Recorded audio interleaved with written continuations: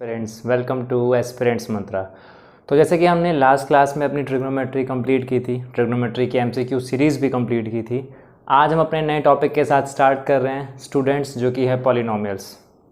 सबसे पहले जैसे ही दिमाग में हमारे टर्म आता है पॉली मतलब तो होते हैं बहुत सारे, यानी कि कहीं ना कहीं पॉलिनोमियल्स क्या होता होगा, तो पॉलिनोमियल्स कॉम्बिनेशन है बहुत सारे टर्म्स का, जिसमें मोनोमियल्स होंगे, बाइनोमियल्स होंगे, ट्राइनोमियल्स होंगे, राइट। यानी कि लीनियर इक्वेशन, क्वाड्रेटिक इक्वेशन और क्यूबिक इक्वेशन के कॉम्बिनेशंस, ये सारे पॉलिनोमियल्स में इंक्लूडेड टॉपिक्स होंगे, राइट। चलिए, तो सबसे पहले कोई भी एक्सप्रेशन, सबसे पहले पॉलिनोमियल को हम पी लेटर से डिनोट करते हैं। Let's take a polynomial P for x variable. तो अगर इसकी जनरल रिप्रेजेंटेशंस की बात करूँ एस्पिरेंट्स, तो होती है a naught plus a one into x plus a two into x square plus and up to a n into x in x की x raise to the power n. यानी कि कहीं ना कहीं आप देख रहे हैं जो वेरिएबल्स हैं उनकी पावर जैसे सीक्वेंस में बढ़ रही है, इंक्रीज हो रही है। यानी कि हम जो भी इक्वेशंस यूज़ करेंगे, फॉर एग्जांपल अगर लीनियर इक्वेशन होता है तो लीनियर इक्वेशन जो होता है उसका जो ऑर्डर होता है या हाईएस्ट पावर होती है वो 1 होती है। Generally linear equation in 1 variable होते हैं, 2 वेरिएबल्स होते हैं। तो अगर लीनियर इक्वेशन की सिंपली बात करूँ एस्पिरेंट्स, तो क्या होता है, for example a x plus b form में होता है, यानी कि अभी एक्स की पावर 1 है। अच्छा, अब मैं बात करता हूँ क्वाड्रेटिक इक्वेशन, यानी कि a x square plus b x plus c. तो देखा आपने पावर मतलब वेरिएबल्स की पावर इंक्रीज हुई, ठीक। अच्छा सर, ये पावर का मतलब क्या है? तो पावर मतलब क्या होता है, सिंपली अगर मैं बोलूँ डिग्री ऑफ पॉलिनोमियल क्या होता है, यहाँ पे एक नया टर्म इंट्रोड्यूस होता है aspirants, degree of polynomial. For example degree of polynomial अगर मैं पूछूँ आपसे इस केस में 2x square plus 8x plus 3, तो इसका डिग्री ऑफ पॉलिनोमियल हो जाएगा 2, यानी कि highest power of any variable is known as degree, ठीक है। तो इसकी डेफिनेशन देखते हैं। द हाईएस्ट और greatest power of a variable is called degree in a given polynomial. यानी कि अगर हमारे पास पूरी एक पॉलिनोमियल गिवन है, जिस भी वेरिएबल की हाईएस्ट पावर होगी जहां पे भी, वो उसकी क्या हो जाएगी, डिग्री हो जाएगी, degree of polynomial, right aspirants. चलिए, तो इसमें कंडीशन होती है, अगर हम पॉलिनोमियल को रिप्रेजेंट कर रहे हैं a naught plus a one into x plus a two into x raise to the power 2 and plus up to the term a n into x raise to the power n, where a n is not equal to 0, right.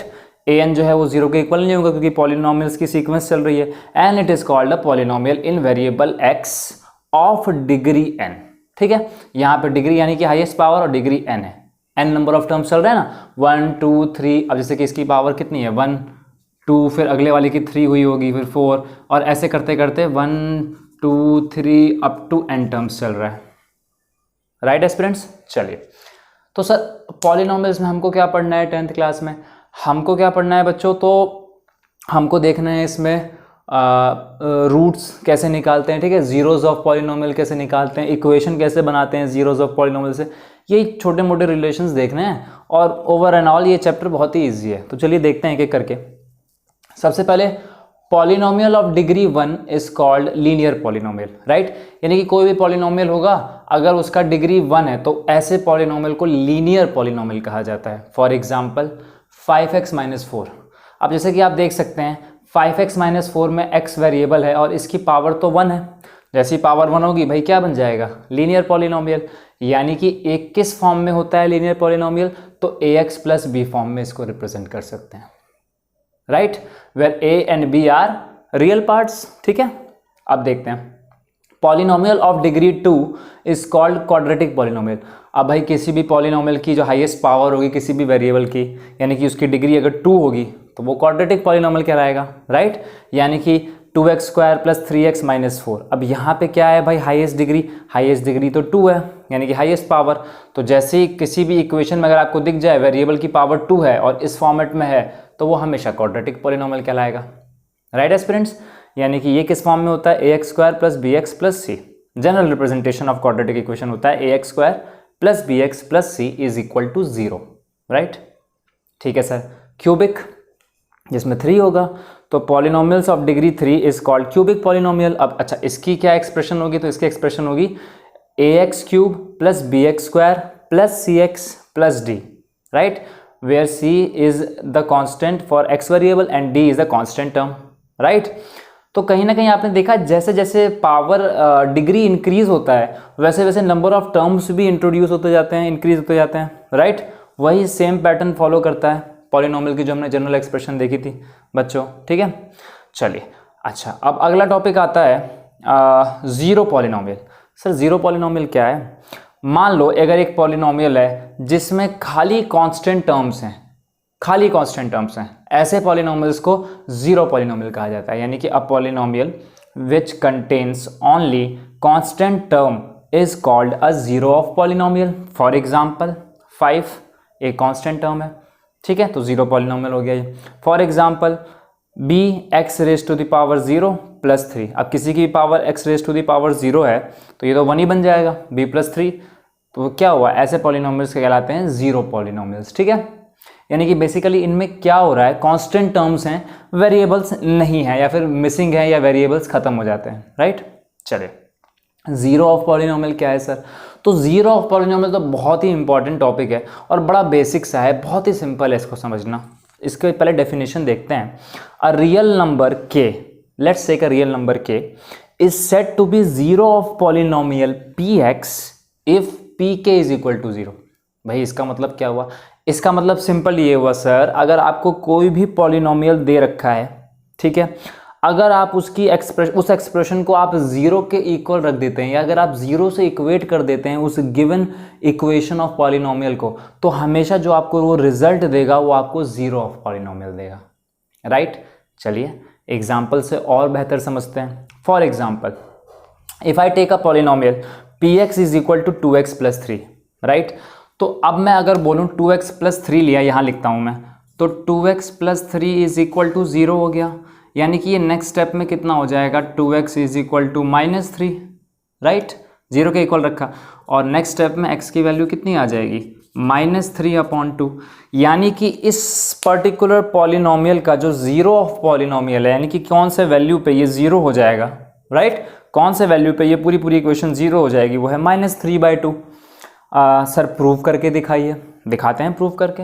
अब इसी equation में ये value put कर दो, जो आपने x की value निकाली -3/2। तो अगर 2x + 3 में -3/2 आप पुट करोगे तो 2 × -3/2, राइट, +3। तो क्या होगा एस्पिरेंट्स, 2 से 2 कैंसल आउट हो जाएगा and -3 + 3 will also cancel out and you will get the result as 0। This is called zero of polynomial. देखा आपने? यानी कि जब कोई भी गिवन एक्सप्रेशन पॉलिनोमियल का है, अगर आप उसको 0 के इक्वल रख के इक्वेट करोगे, वहाँ से जो x की वैल्यू आएगी, जो वेरिएबल की वैल्यू आएगी, जो भी पॉलिनोमियल एक्सप्रेशन में वेरिएबल दे रखा है, उस वेरिएबल की वैल्यू जब आप दोबारा पुट करोगे उस पर्टिकुलर इक्वेशन में और सॉल्व करोगे, तो वो पूरा रिजल्ट आपको 0 के इक्वल दे देगा।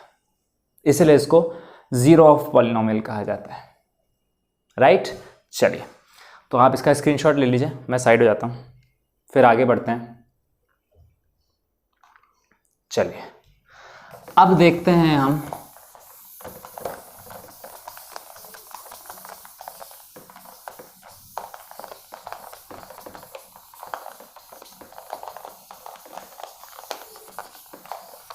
कि क्वाड्रेटिक इक्वेशन कैसे सॉल्व की जाए और कैसे उसके ज़ीरोज़ और रूट्स निकालते हैं। चलिए तो सबसे पहले अगर मैं एक क्वाड्रेटिक इक्वेशन की बात करूं, जो कि होता है, लिख देता हूं, क्वाड्रेटिक इक्वेशन, जो कि आपके सिलेबस में है, एग्जाम में आ रहा है। तो क्वाड्रेटिक इक्वेशन क्या होती है, जनरल ax² + bx + c, यही होती है एस्पिरेंट्स, राइट। अब इसमें आपको मान लो हम दो रूट्स मान लेते हैं, let alpha and beta are 2 zeros of polynomial, ठीक है। Let alpha and beta are 2 zeros of polynomial या रूट्स ऑफ पॉलिनोमियल। अब क्या होगा, जैसे हमने इसको ज़ीरोज़ ऑफ पॉलिनोमियल माना, तो एक एक्सप्रेशन होती है जो आपको बेसिकली याद रखनी है इसमें, इक्वेशंस वगैरह सॉल्व करने में, रूट्स निकालने में, इक्वेशन बनाने में। वो क्या होती है, हमेशा जो सम ऑफ ज़ीरोज़ होगा, यानी कि जो दो ज़ीरोज़ अल्फ़ा एंड बीटा हैं, alpha + beta, sum of zeros जो होता है बच्चों, वो हमेशा किसके बराबर होगा। अच्छा देखो, ये टर्म तो कांस्टेंट होता है, राइट, कांस्टेंट, ठीक है। ये b है कोफिशिएंट ऑफ x और ये a है coefficient of x square, right. तो अल्फा प्लस बीटा हमेशा माइनस बी अपॉन ए के इक्वल होता है इस इक्वेशन से जब आप कंपेयर करोगे। सर इसका मतलब क्या हुआ भाई? इसका मतलब सिंपल ये हुआ, it is always equal to minus of coefficient of x upon coefficient of x square, right. यही तो बन रहा है माइनस बी अपॉन ए। यानी कि हमने एक रिलेशन निकाल लिया है स्टूडेंट्स कि जो सम ऑफ जीरोस होता है in a quadratic form of equation they always give result as minus b upon a, right, where minus b is nothing but the coefficient of x and a is nothing but the coefficient of x square, है ना। x square का coefficient a है, x का coefficient b है और यहाँ पे ये माइनस साइन आता है। चलिए सर ठीक है। एक और रिलेशन होता है अल्फा इंटू बीटा का। तो अल्फा इंटू बीटा हमेशा देता है c अपॉन ए। अब सर ये c क्या है? अभी बताया था मैंने, c एक कांस्टेंट टर्म है। सो ये क्या हो जाएगा? Constant term upon coefficient of x square upon coefficient of x square.